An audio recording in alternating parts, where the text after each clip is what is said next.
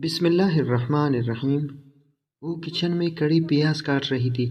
میں نے دیکھا کہ اس کی آنکھیں سرخ تھیں اور مسلسل آنسو بہہ رہے تھے۔ میں نے ہمدردی سے پوچھا کہ رو رہی ہو کیا؟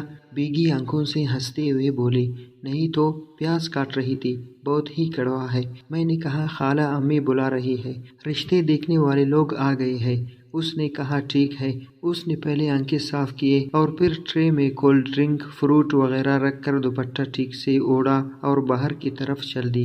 میں نے اس کے جانے کے بعد ٹیبل پر پیاز کی طرف دیکھا جو آدھا کٹا ہوا تھا۔ باقی پیاز میں کاٹنے لگا اور حیرت کا جھٹکا مجھے تب لگا جب پورا پیاز کٹ گیا اور نہ میری آنکھیں جلے اور نہ ان میں پانی آیا۔ پیاز تو بالکل بھی کڑوا نہیں تھا۔ میں نے اس کے قدموں کی آہٹ سن کر دیکھا تو وہ ٹرے میں بسکٹ بھی رکھ رہی تھی اور خاموش آنکھوں کے ساتھ میری طرف دیکھ رہی تھی اور میری آنکھوں میں آنکھیں ڈال کر دھیمے لہجے میں کہنے لگی، پیاز تو کڑوا نہیں ہوتا عمر بھائی، عورت کی زندگی کڑوی ہوتی ہے۔ کیا ہوا یار زندگی کو؟ اچھی بھلی تو ہے، والدین، بہن بھائی، اچھی تعلیم، عزت اور زندگی کی ہر سہولت ہے، پھر یہ زندگی سے ناشکری کیوں؟ عمر بھائی آپ نہیں سمجھیں گے۔ اس نے چائے اٹھائی اور جانے لگی اور پھر میں نے کہا کہ سمجھاؤ نا۔ اس نے کہا آپ میرے ساتھ آئے۔ وہ چائے لے کر کمرے میں چلی گئی اور میں کھڑکی سے اندر رکا منظر دیکھنے لگا۔ موٹے موٹے صوفے پر بیٹھی تین عورتیں کسائیوں کی طرح نادیہ کو دیکھ رہی تھی۔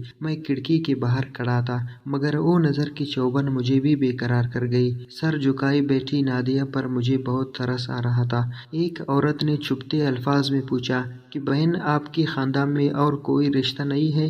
خالہ نے سادگی سے کہا جی بہت سے بچے ہیں فیملی میں۔ اچھا یہ لڑکا کون ہے جس نے دروازہ کھولا تھا؟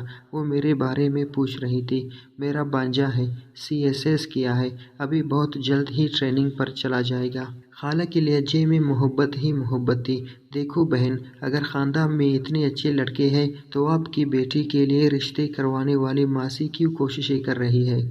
ناراض نہ ہونا، میں تو سیدھی بات کرتی ہوں۔ پلیٹوں پر ہاتھ صاف کرتی ہوئی موٹی عورت کو اس بات سے کوئی غرض نہیں تھی کہ اس کی باتوں سے خالہ اور نادیہ پر کیا گزر رہی ہے۔ کہنے لگی، اگر کسی اچھی بھلی نظر آنے والی لڑکی کو خاندان میں رشتہ نہیں مل رہا تو اس کا مطلب ہے کہ لڑکی میں کوئی خرابی ہے۔ نادیہ اڑی اڑی سے رنگت اور کانپتے ہاتھوں سے ٹرے لیے باہر نکلی، میری طرف ایک نظر ڈالی اور پھر کچن میں گھس گئی۔ خواتین کمرے سے باہر نکل رہی تھی۔ اتنا پڑھا لکھا اور خوبصورت گھر میں ہے تو اس کا مطلب ہے کہ لڑکی اچھی نہیں ہوگی۔ اس لیے مجھے اور کچھ سننے کی ہمت نہیں رہی اور میں اس کے پیچھے کچن میں آ گیا۔ وہ ہاتھ میں پیاز لیے کھڑی تھی اور آنکھوں میں آنسوؤں کا سیلاب تھا جو گالوں پر بہہ رہا تھا۔ میں نے پیاز اس کے ہاتھوں سے لے لیا۔